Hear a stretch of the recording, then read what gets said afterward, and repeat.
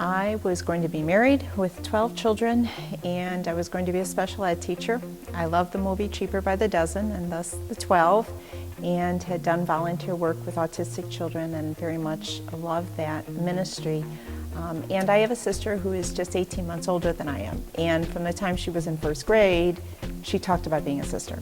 She was always going to be a sister, and so because she was, I wasn't. And I really pictured myself married, and it was about junior year of high school when God began to show me that He had other plans. I love science, so I thought I'm going to go into a career of some sort involved in the science field, scientific field.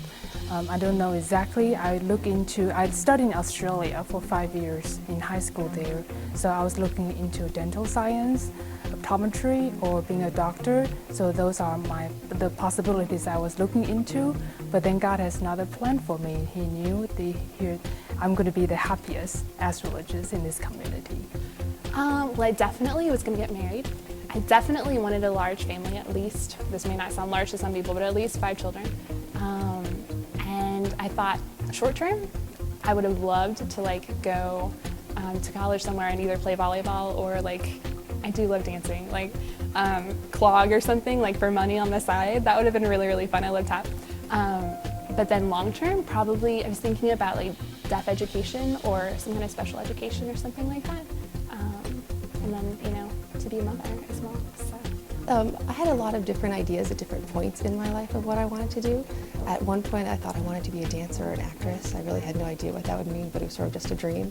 By the time I was seriously thinking about it in high school, I was really considering perhaps being a speech therapist or a physical therapist. I really wanted to help children and to make a positive impact on their lives.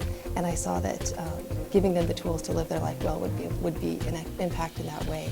And I think actually that's very much what I do as a sister now, is helping them for forever, not just for their life on earth. Actually, I thought about religious life since second grade. So it was a vocation that I thought about for a long time. However, when I was in high school, I loved to dance, and I did dancing for many years, and that was also the other thing that I thought, well, I would love to be a dancer. But when I read about what the world was like, I thought, I think Jesus is better. And actually, a friend of mine, her father, when I was in junior high, said, oh, you'll be a dancing nun. So actually, that's what I have done at times, is that now my dance is a prayer to God.